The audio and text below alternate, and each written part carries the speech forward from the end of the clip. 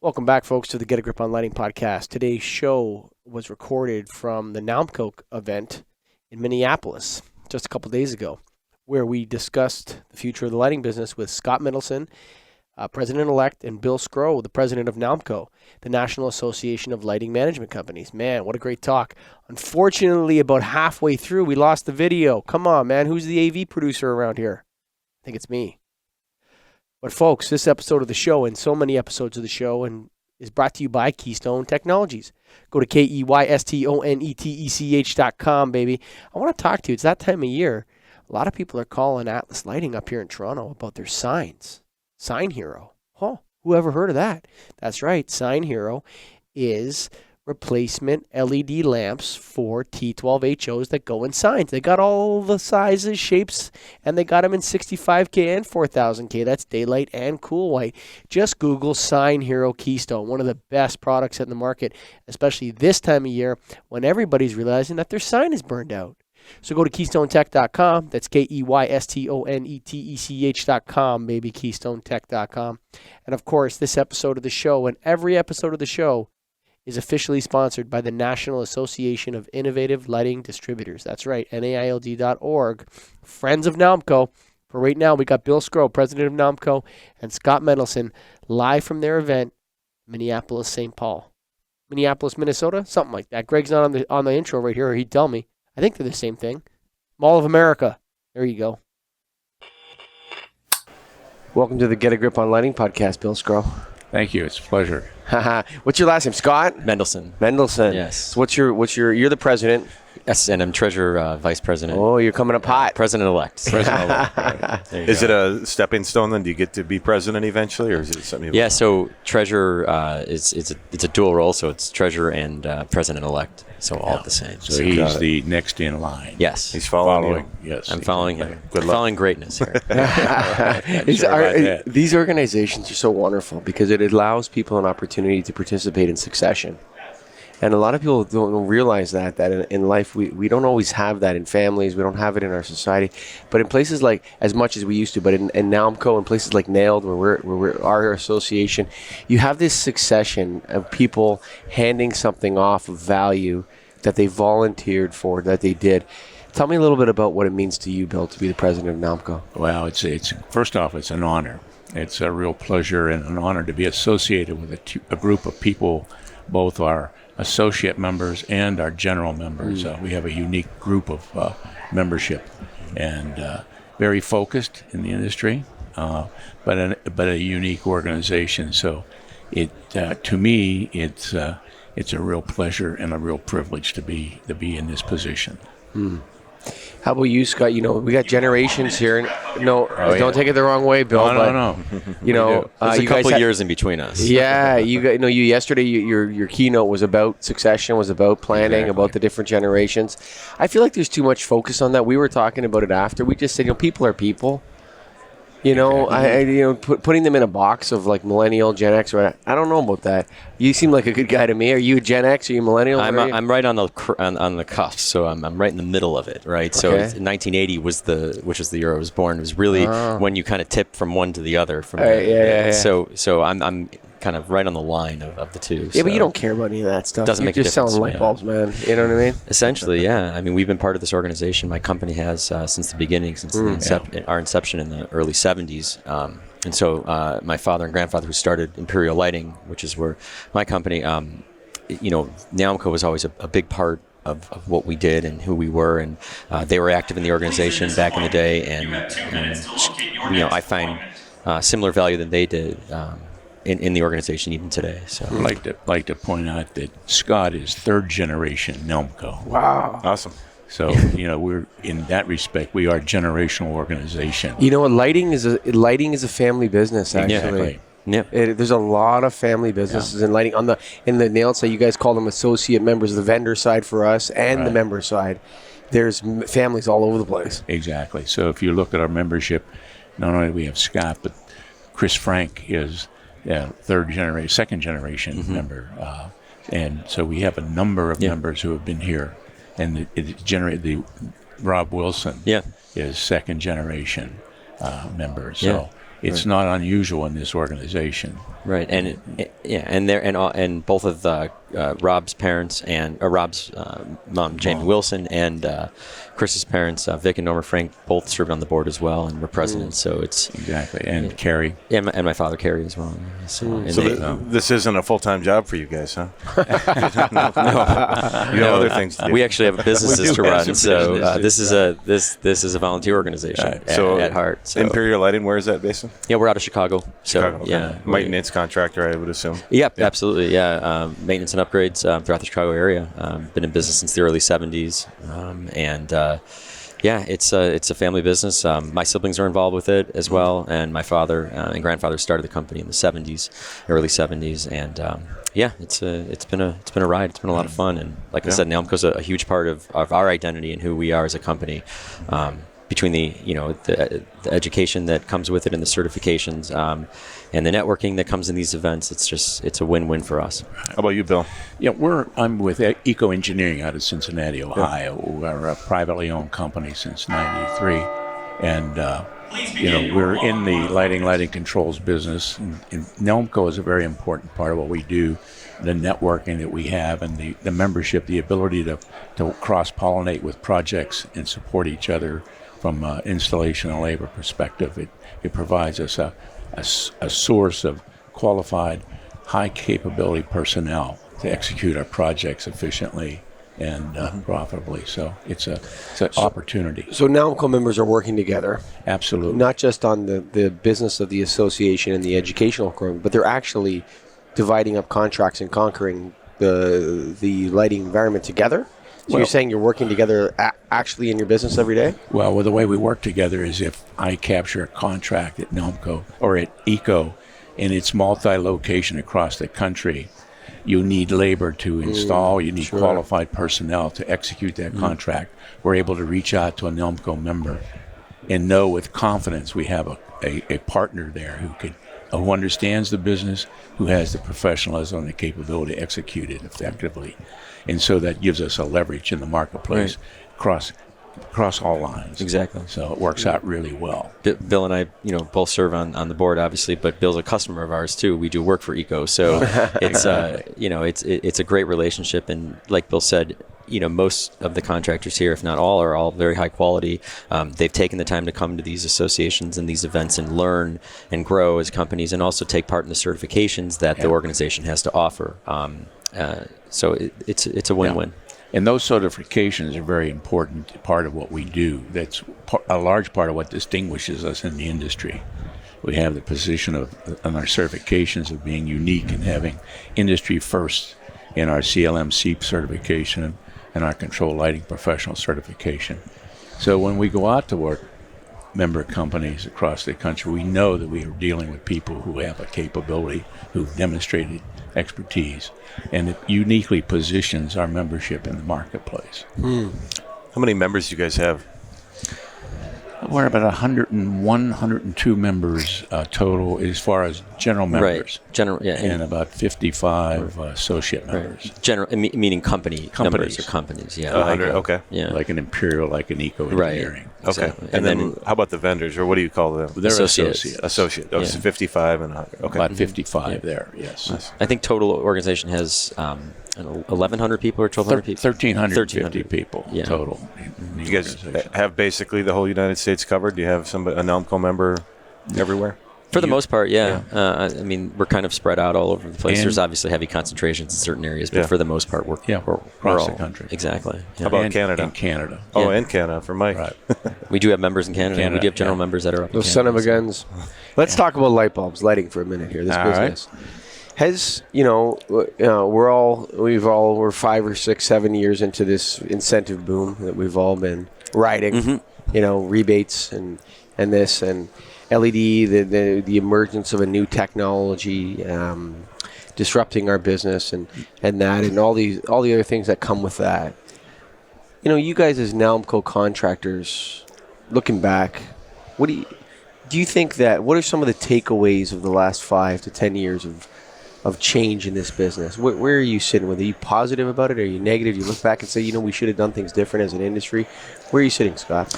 I think it's all positive. All positive. Oh yeah, okay. absolutely. I mean, I think in the beginning, 6-7 years ago, I think a lot of companies were hesitant to get into the LED market because of the unknowns, and it wasn't a proven technology. They had warehouses full of HPS and stuff like Sure. that. Yeah. And as it's come out, I think it's opened opportunities for a lot of companies to expand and to offer a more technologically based product, right? So now there's so many more things you can do with LED than you could have, with whether it's indoor positioning or whether it's asset tracking, all these Are things. you doing any of that in your business? No, we've looked at it though. We've had customers interested in it, but we personally have not done sold any project. We've acted as labor on them, but have not gone full turnkey and sold it to an end user. But no, I think it's opened opportunities for a lot of companies to grow, and I look at it as positive.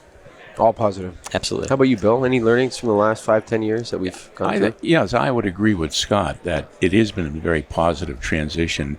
I think a couple of takeaways is that if you look at the rapidity with which LED has taken over the market, I think that took everybody initially by surprise. I think we were all looking at it originally as the transition from T12 to T8, that it's extended over a number of years.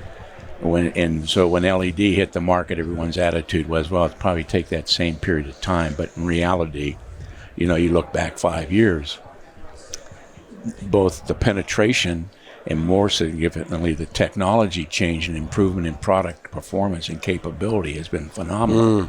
It's unmatched. It is. And now we're entering into the revolution from our perspective of the ability to utilize that platform and extend it beyond that into the IoT of things. And that's a transition that we're going through, and I think that's an important transition. It's a positive transition. It's going to offer a lot of opportunity for our companies. And as Scott mentioned, we're just getting the handle on that and trying to figure out who's on first and how do we What's on harness second? that? What's Right. on second, exactly. Exactly. But the opportunities are phenomenal. Yeah. I mean, they're absolutely phenomenal. Yeah.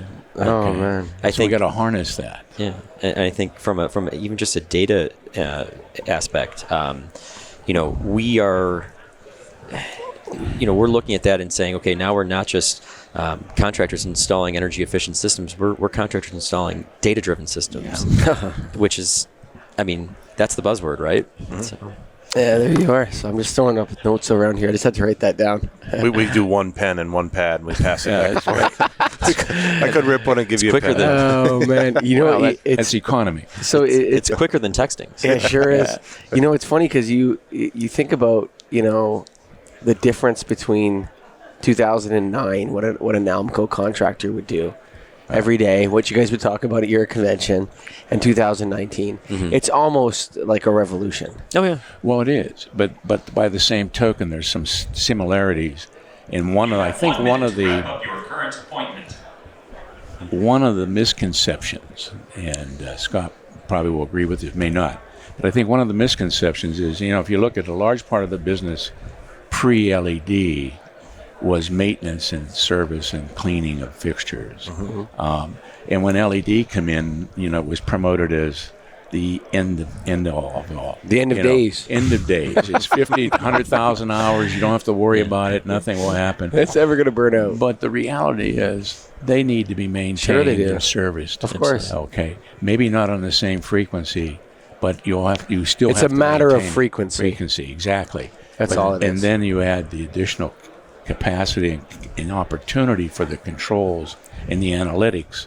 I think we're just getting started. Just getting started. Absolutely, Really, I just getting think started. Yeah, and I mean, we talk about a maintenance business. So our company, Imperial Lighting, was founded under a maintenance umbrella, right? That's Changing light bulbs. That's it. That was it. Cleaning and changing light bulbs, and obviously as LEDs come in, they do have a longer life than fluorescent, and I think as we kind of grow into this, and we've been installing LEDs for quite some time now, as we mentioned before, and we're starting to see some of those early projects come into a phase where, hey, we need to look at this, whether it's from a maintenance standpoint or whether it's from a replacement standpoint. But they are great lighting systems. They are going to last longer. They are going to save the customer a significant amount of energy and provide a good amount of light.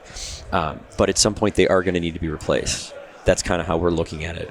No, it's not the same frequency as a fluorescent lamp and ballast, but it's still something that has to be maintained.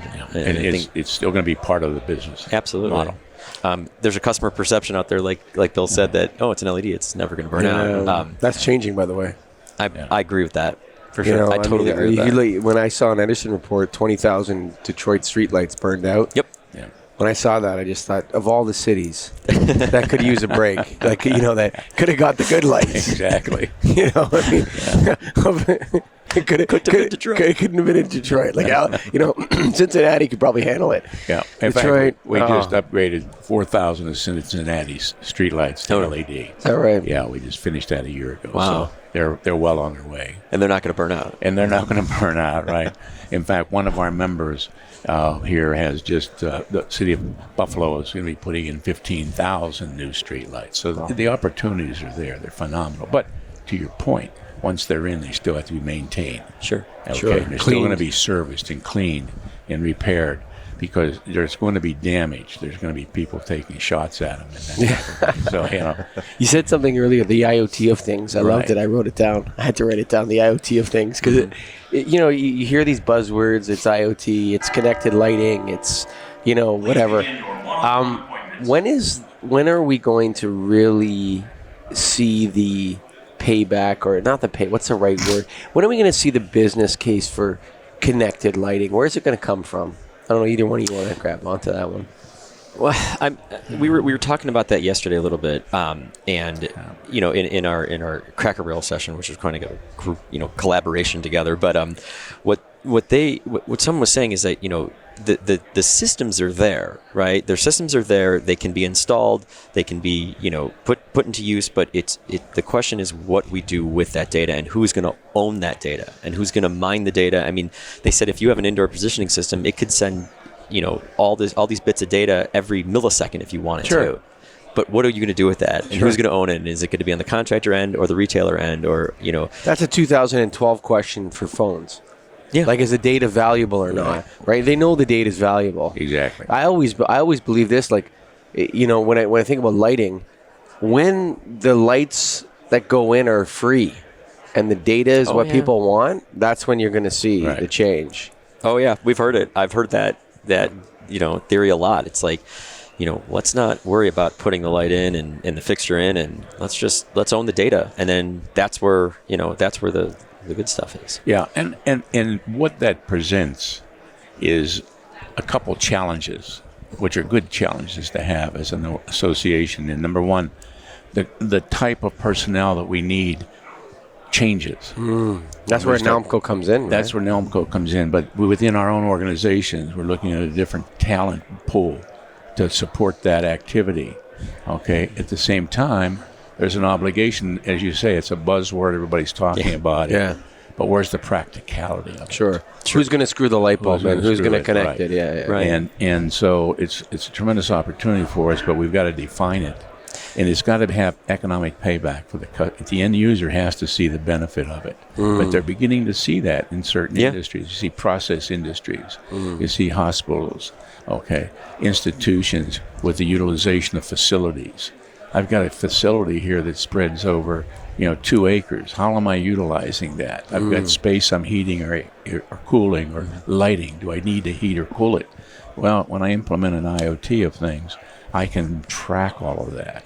I can feed that information back. Right. I don't need to be using this facility 24/7. I only need it for a 2-hour period from 8 to 11 or 8 to 10. And the system itself tells you And that. the system, all the data is coming back. But to Scott's point, I have all this data. Somebody's got to be able to take it and put it in a usable and meaningful form so that the end user can see it and understand it, and utilize it. And that's that's where the big transition has to occur, because the technology's there. Oh, yeah. The sensors there, the platform's here. It's been there for a long time, actually. Exactly. We're finally realizing it, I think space utilization is a word that comes up, especially with a system that can track, what the usage is. And, from a real estate company's perspective, I have to imagine that, and again, we're out of Chicago and we have, downtown office buildings that are, 70, 80 stories. And if someone's a tenant's paying a lot of money and they're looking at a space plan and saying, okay, well, this section, this corner of the office is only occupied by 2 or 3 people for 2 or 3 hours a day, that's expensive real estate. And so if we can repurpose those areas and find a better use of it, or give it back to the building and lower our lease, there's so many things that you can do with that. But again, it goes back to having that data, having the right data, and knowing what to do with it. Having the ability to make the decision because you have the information necessary to do so. Exactly. That's Exactly it. right. One of the things we talked about in our strategic planning session last week on Friday was, one of the things we think we're good at as an organization is being nimble and saying, look, if there's a need in the market for a training or a certification for this type of application, I think we can do it, and we try to stay ahead of that, right? We try to stay ahead of those certifications so that we can offer these types of things to our members and to attract people to come in and say, look, it's not just about lighting. There's so much more that we have to do with. But like I said, as an organization, I feel like it's one of our strengths is looking into the future and saying, what is our industry going to look like? What is our organization going to look like? What are our associate members going to look like in 10 and 15 years? And how do we prepare for that? Yeah. And it's a bit challenging, A bit? Just a bit. It's hard to predict the future, right? Yeah. The crystal ball It's gets impossible to predict the future. Yeah. Nobody can predict the future. It's funny. There's a lot of businesses out there that, so the human brain is not designed to remember anything. A lot of people, they don't understand how memory works. So how you talk to people that are older, they say, I can't remember as much as I used to. That's right. Yeah. No. That's because Not this guy, though. No, so. you're not supposed to remember, actually. That's why you have a Your brain notebook. is a predicting machine. So it doesn't remember things because it doesn't need to. It knows what's going to happen in the future. So you're not supposed to be able to remember what happened in Christmas 1985. Right. You're supposed to remember that, hey, I'm not going to host Christmas anymore because it's always a shit show. Yeah. Like, that's what you're supposed to know about the future, right? So it's a weird thing, predicting the future. Greg, you got a question? Yes. So with where things are at today with LED, you pretty much have a purpose-built type fixture, or you have one that is a replaceable bulb, LED bulb. Sure. What do you prefer as a maintenance contractor? That's a good question. As a maintenance contractor, existing, because there's components that Like a modular system, like replaceable with a NEMA standard replaceable stuff. absolutely. It's tough, right? Because I don't like to say, it's just this, but it's really whatever's the best solution for the customer. Yep. Look, if they have a space that was renovated 5-6 years ago with fluorescent technology, those fixtures are new, they're in good shape. I'm probably going to lean towards a retrofit solution, whether that's a lamp or a lamp and driver or a retrofit kit. But if it's an older facility that the fixtures have they've gotten the usage out of the fixtures, they could use a replacement. That's what we tend to lean toward. Yeah. Find the best solution. Yep. So what are you guys thinking about in the future now? You've got a purpose-built fixture. Are you going to replace the driver in 15 years, 10 years, or are you going to replace the entire fixture? Depends on the fixture. I know that's the answer. That's a good question. Honestly, because Great question. Part of the That's the challenge, $67,000 question. That's Adam. exactly right, because part of the challenge is we talked earlier about the technology changing rapidly, and we see that particularly in the area of drivers. Okay, and so you have a fixture that has driver X, you go to replace it, the driver's out, but you know what? What do I replace it with? Because they're not manufacturing driver X anymore. They're they're 3 generations down the road, so do I have the correct driver? And that's where the expertise of our people come into play, the ability to ascertain that and then identify the correct driver for that application. And Scott uses a favorite. What about the L70 argument, though, where the LEDs themselves have dimmed? Well, we'll get to that. Hold on. You're jumping ahead again now, Michael. But, Scott uses a favorite terminology. He said, today in this environment, it becomes a 2-stop requirement because we got to go out and identify that, and then you come back and get the right, and then you've got to go back and repair it. And that's one of the challenges we have in that regard. But that's part of what differentiates us in the marketplace, the ability to do that from a local tin vendor or local contractor going to run in and put whatever's available, put it in there. and you may or may not have the right fix. Yeah. Like Bill said, these, when we go to, in a retail setting to go, or an office setting to go, repair an LED fixture that's currently, burned out. Most of the time it is a driver. That's typically what component is going to fail. And then essentially we go out there and it's a 2-trip resolution. We go out there, identify the issue. We go back. We have trained staff at our company that have to go and find this stuff. And it's not easy. It's not a ballast. You can't. It's not like a advanced ballast burned out, and you can go put a Sylvania or an Osram ballast back in. Well, you know what? Where our grandfathers so much smarter than us, Bill? Like, was there like a table where everyone from all the industry associations sat down and said, "Look, you want to make a ballast, son? You got to make it this shape, and it's got to drive these lamps. Yep. After that, the tube's got to be this long. Yep. The pins have to be like this. After that, do whatever you want. Right. But like, where's the leadership in this business, Bill? Like, it's just a Wild West craziness. It's still Wild West. There's no standardization. There's no standardization. Absolutely no standardization. Yeah. Exactly right. And part of what we're working with, and one of our members very active in 2 of our members, actually, Carrie, Scott's father, and Norma Frank, are working on standardizing certain aspect of the industry. So her name's come up a couple times. She's coming on the show. Great. She'll do it. She'll do it. She is very, very good. Yeah. Well, she's with the IES as well. No? Yeah, she's an interface with IES. Exactly. Okay, and is working diligent and very focused on the issue. We talked about maintaining and how do you service the LED. You mentioned the L70 issue. Yeah, sure. The argument is, well, LED never burns out. Oh, yeah, right? sure. It just goes forever. Promises. Exactly. That's what it's called on my show. So how do you measure? Promises. Okay. And promises made are not always kept. And what the thing is, from a lighting maintenance contractor perspective, who cares? It's got nothing to do with you. You go out, somebody comes up and the lights are out. They're mad at your maintenance. How this was supposed to last forever. It's like, we all knew. We know light bulbs burn out. Right. We know things fail. Sure. And I think this industry kind of went through a phase where a lot of people that were not in the industry came into the industry. Okay. And, they were, I want to buy the letter I kind of guys. Yeah. Right? Oh, yeah, 100,000. Like throwing around 100,000 hours. Like, your company's been in business probably for 500,000 hours. Like 500,000 hours, something like that. Yeah. Right? Least, yeah. I mean, that's a lot of hours, Bill. Well, let me give you an example. I come into business. I've been in business 6 months, but I'm producing a product I guarantee is going to have 100,000 hours. Oh, come on, dude. Okay, now how do I do that? You've been in business for 4,000 hours, buddy. Yeah, exactly. You put it in a microwave? Yeah. It lasts 10 seconds? Is that how you figured that out? The only thing we see some of that shaking out now. Yeah, for sure. It's starting to shake out finally. And it's going to take a little more time. Yeah. And it's got to settle out. But right now there is no yet. It's still sort of a little bit of a Wild West. But history repeats itself. Sure does. And so my father always talks about when 30 years ago in the lighting industry when electronic ballast came out. So when they were transitioning from magnetic to electronic ballast, there were hundreds and hundreds of electronic ballast manufacturers, and at some point that market gets saturated. Sure. And the cream rises to the top, I guess they say. And Or there's consolidation. and there's consolidation, and you wind up with less manufacturers. It's weird how much difference a dollar makes. Like, you think about, like, we used to sell electronic ballast for $11, then $9, and $6, right? Like, as you go down, you see people exiting the business. Falling out. They That's can't it. compete. No. They don't That's have it. the efficiencies. So it's paralleling that in a lot of ways.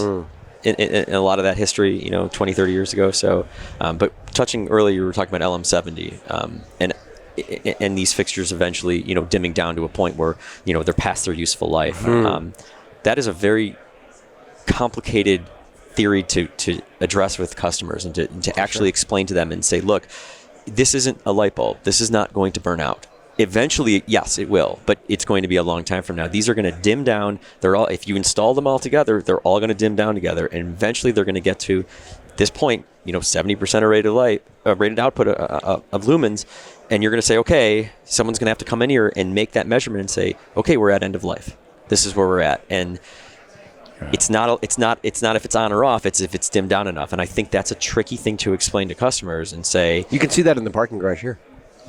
Yeah. There's a lot of places you can see No, you it. can see it. Like these fixtures are probably 5 or 6 years old out in the parking garage in Mall of America. Right. You can see. You could like back. I bet you when you saw it, you wouldn't be able to go like this to the fixture and look at it. It would be so bright. Sure. Because it had those. It's an older LED fixture, Sure. but you can see it. It's dimmed down for sure. But I think it goes back to the start of the process with the customer, that you've got to be upfront with the customer, and you can't promise 100,000 hour life. Okay, you've got to talk to them realistically that this is like any other light source. It has a defined life, and that defined life is a little different to what you were saying, Scott. It doesn't just drop off and die, but it does dim down to the point that you don't have useful light.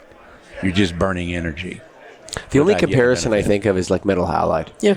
You know, That's where it's mercury like vapor you- too, yeah. You put in a Exactly. metal halide beside a new one beside an old one, you can see the difference. Like, Yeah, right away, sure. it's like or, a that bulb mercury, is. or a mercury vapor. Never I'm not burns that out. old, Bill.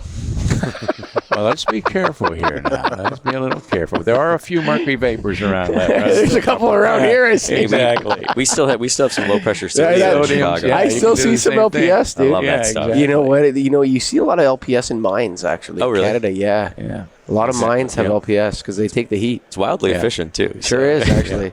Exactly right. CRI's in the dumpster, but Yeah. it's It okay. is what it is. So you guys mentioned there's no standardization. Do you think we'll get to a point where we are going to standardize and then we're going to have to go replace everything and make them all standards? I don't think so. No, No. I don't either. But it would be nice. I don't think so. It would. Be a nice objective. Where's the leadership coming in this business right now? So, the big three are gone. They're basically out of the business, right?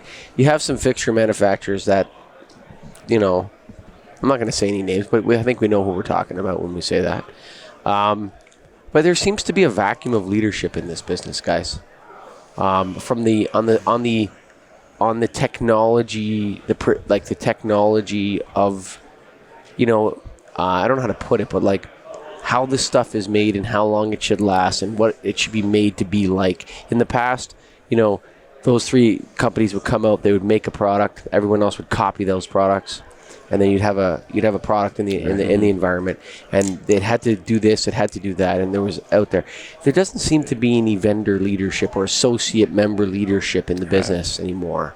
Is that a big problem, or is it a little problem? Or Well, it's a good question, and it is obviously an issue that at some point someone's got to start emerging as being the leader or the standard setter. I think part of my concern is that it may not be a U.S.-based company. it has to be a U.S.-based company, But it may has not, to be. Well, I understand that, but it may not be unless some things change, because where are the LEDs being produced? Where's the standardization? Listen, of LEDs? lighting is a militarily strategic technology. I agree. Okay, if you can't light your buildings, you can't fight a By war. war. Okay. But so I'm not kidding when I say that. No, you're right. absolutely right. And so we've got to find that entity or entities who are going to step up and begin to be the standard setters and take the leadership role and set the standards for the industry. But right now we're somewhat at the mercy of the manufacturers of the LEDs. Our fixture manufacturers in the States are doing a great job of putting together complete products, but they're using offshore components. Okay, so what do we do to correct that? How do we correct that? And I don't think this has been. I mean, this has been talked about for years now. I mean, we hosted a spring seminar for Nalmco at Hubble in South Carolina, I believe, about 4 or 5 years ago. 5 years ago, Yeah, yeah. and they put a panel up on stage of engineers and product directors and marketing people, and we asked the question, like you said, where's the standardization? And they're all like, it's not here, and we don't see it coming. And that was 5 years ago, and I would say Still it's the not here. same thing that holds true today. Well, I mean, the Department of Energy is not showing the kind of leadership. No, that, they're not. The recent regulation rollback. I mean, lighting people yawned at that because who cares about 45 lumens per watt? We're over the lumens per watt thing. I think as an industry, that like lumens per watt is not a big deal. And it's the Trump, it's Democrat versus Republican. It's not a. Light bulbs are not a political issue, but they are a militarily strategic issue for sure. Yeah. It's like right now, if you go to war with China, in 5 years you're not going to have any lights in America. Right? That's what I'm not. And you're already kind of at war with China in a way. Yeah. I'm a Canadian, so I'm looking at it from the outside. You guys are already in an economic war in a way. There's a lot of similarities between 1930s America-Japan relationship and the 2019 America-China relationship. Very, very similar relationships. Right? Like you look at how it is. America was strangling Japan, cutting off oil supplies, engaging in economic anaconda activities of choking people out and putting them into boxes, and Monroe doctrines coming out, and this is our sphere of influence, this is your sphere of influence. A lot of that stuff is happening again today, and you look at the integration of the global economy. Lighting is probably number one. The lighting industry has done all the energy efficiency work. Right. No other industry can come close to us. Yep. We've done all the work. You want to talk about saving energy? It's all lighting guys. That's right. Everyone else can suck eggs. I'm not kidding you. No, that's fair. Lighting funds the other projects. That's exactly. It's the other avenues are riding the lighting coattails for the savings. Exactly. I mean, with automation and 3D printing, they got to be able to make stupid TA tubes in America. Come on. LED TAs. Yeah, come on. Well, no, TA. I'll tell you this. So you guys know what NORAD is, right? North American Air Defense Command, right? So it's a Canadian and American thing, and it's like our Air Forces, your Air Force and what we have of an Air Force work together. And they wanted a T8 fluorescent fixture manufacturer in North America. So they had one in Oakville, Ontario. They moved it to Ohio, but they kept it because it was strategic. I haven't brought this up in a while, Greg, but I'm getting back to it because I think it's important. You've heard this before? Oh yeah, I've heard a lot. Yeah. So they we need to be able to make the 4-foot fluorescent T8. That's it. That's all we need to be able to make, and we can fight a war against anybody. Right? What's that? What is that product now? What one? If we can make HPS and 4-foot fluorescent T8s, we're good to go. Everyone else can suck eggs, but that's it. That's all we need. What is it? What is that technology we need now? Like, what do Osram and GE and whoever need to make in order to make the West lighting sufficient? Well, if you step back, take it back a little further, one of the key ingredients in that fluorescent lamp was rare earth, right? Ooh. And I think there's a perfect example of us losing a strategic objective on rare earth. We let a foreign power capture that market before we woke up and realized that, to your point, I can't produce light bulbs anymore and sell them at $2 a lamp because all of a sudden my rare earth costs have gone off the chart. And so you've limited, not only that, but you've limited my availability of product. So you've limited my production capacity. We're finally coming back around to the acknowledgement of the entrepreneurial spirit of the U.S. They found alternatives to that rare earth and developed alternatives to it, but we still need it. It's still needed strategically. So now we're going back and we're opening up our sources for rare earth, and the pressure's taken off. I think the same thing applies to the lamp. What's the lighting fixture? What's the lamp of the future? I think it's still going to continue to be for the decade or so the LED. The next generation is OLEDs, probably in some form or fashion. But the LED is going to be around for another decade, probably. You're going to see continued improvement.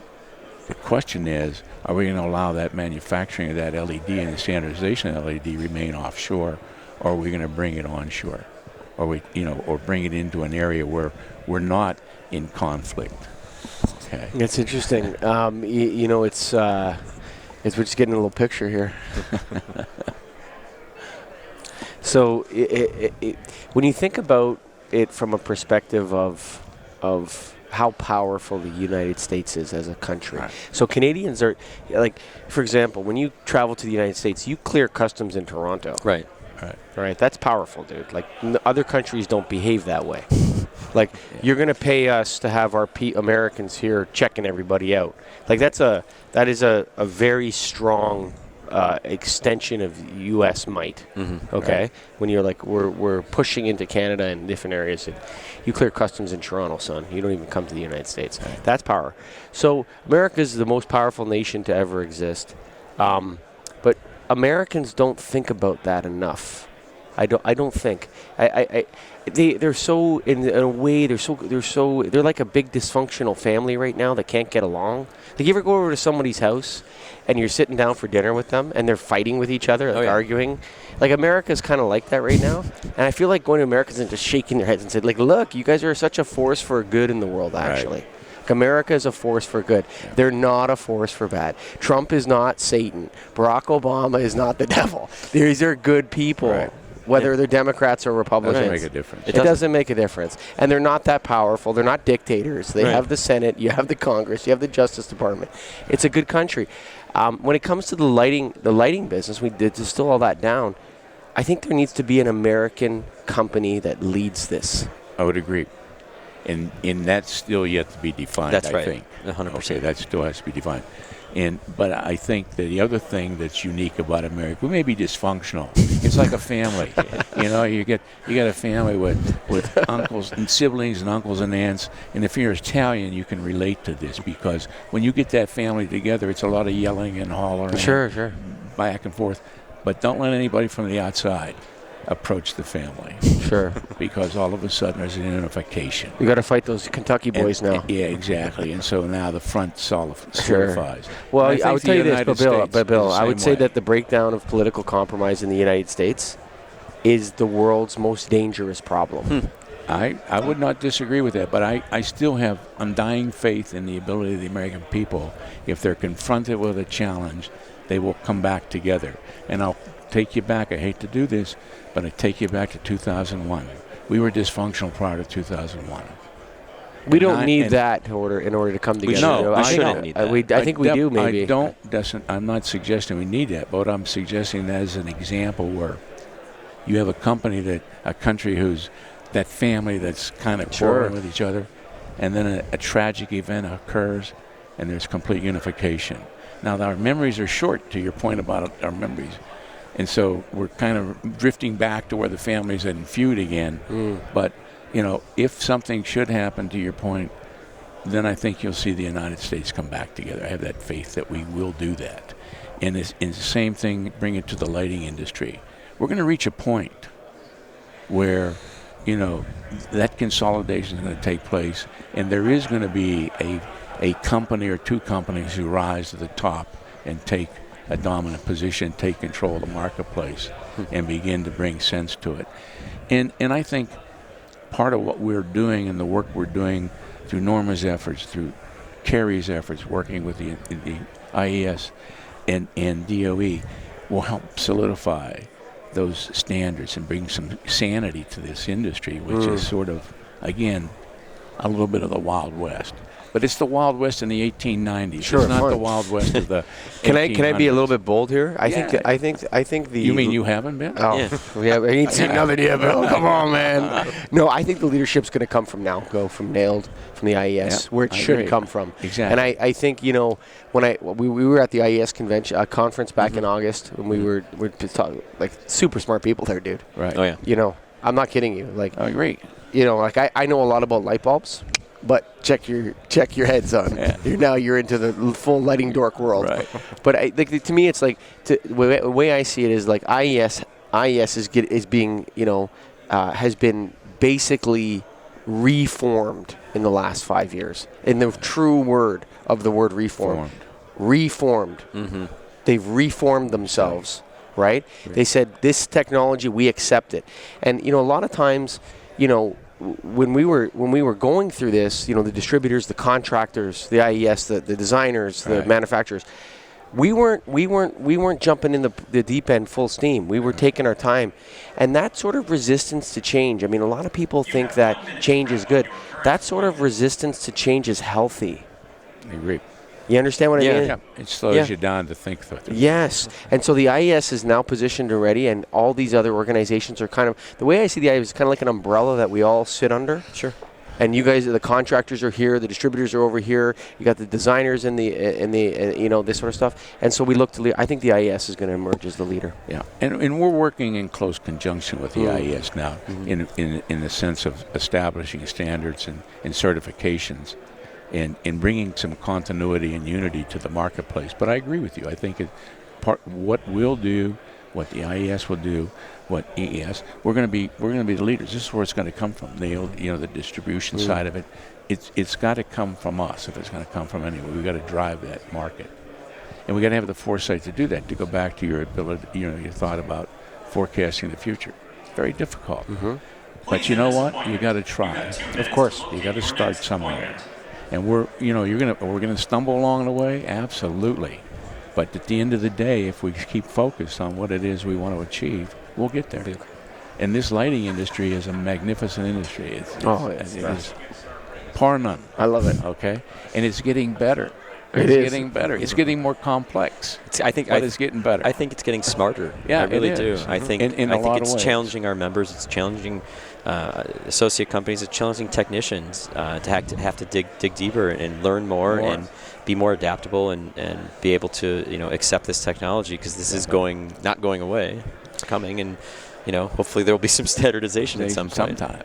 We've been talking for 45 minutes, and I think we could probably keep going. But It doesn't seem that long. It doesn't. It doesn't seem that. I'm just looking Not at the at all. clock right there. Scott, Bill, thank you very much for inviting us to your event and having us here and Thank you having for this being discussion with Yeah. us. I really appreciate you taking the time. Well, we appreciate you being here. No, yeah, our Yes, pleasure, thank you. man. Thank We love you. it. We love Yeah. coming to these And things. come on back. We will. We will. Please. Yeah, I think NAILD should be a member of Nalmco, actually. Well, I would agree. I would agree with that, And too. Yeah. I will say this to you. There's an offer on the table. There you go. All right. Okay. Done. But Bill. they have the Open offer. arms. All right. Okay. We appreciate you guys. Yeah, coming. thanks for having us. Thank you. Bill, thank you. Thank you, Monica. Yeah, I no appreciate problem. it. Thank you. Greg. You guys Folks, have a that's good been the day. Get a Grip on Lighting podcast from the Nalmco Trade Show floor here. Check it out. Nalmco's always in October, right? October, and we have October. And they have a and spring event, conference. too. Spring event. But don't let the spring event compete with the National Association of Innovative Lighting Distributors show, April 19th to 23rd. Guys, thanks for having us. Thank you. Thank you, Yes, Mike. bye for now. Uh, I want to apologize for losing the video, but I want to tell you first to go to KeystoneTech.com. That's KeystoneTech.com, baby. Why? Sign Hero. Sign Hero is back. It's that time of year again, folks. Everybody's looking up. They're seeing that their signs are burned out, and they're saying, hey, man, can you come and change out my old T12s and put in new T12s or what? What? Why do that when you can go Sign Hero? All you do is cut the ballast right out of the circuit, take all the neutral wires and run them to one side of the sign, take all the other wires and run them live to the other side of the sign and put in a Sign Hero lamp, man. I've done it so many times. I love Sign Hero. Just Google Sign Hero Keystone or go to KeystoneTech.com. That's KeystoneTech.com. And, of course, the National Association of Innovative Lighting Distributors. That's right. NAILD.org, man. It's a good association. If you have a warehouse and you keep things in stock and it's light bulbs that you keep in stock, this is your association. Come on, man. Go to NAILD.org. Education. Oh, so much stuff we do. Anyway, and we want to thank Bill Sgro and Scott Mendelsohn, President and President-elect, respectively, of the National Association of Lighting Management Companies, our friends at Nalmco. What a great show they put on, man. That Cracker Barrel, the speed dating. Man, that was a great show. You guys do a good job. And it's always good to connect with those people at Nalmco. So thank you for having us to your event. And we really enjoy talking to you guys. But for right now, remember, KeystoneTech.com, Sign Hero.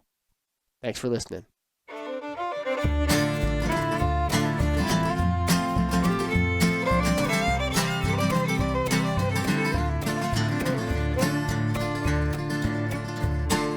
Written on the rectory wall, there's a sign there for all.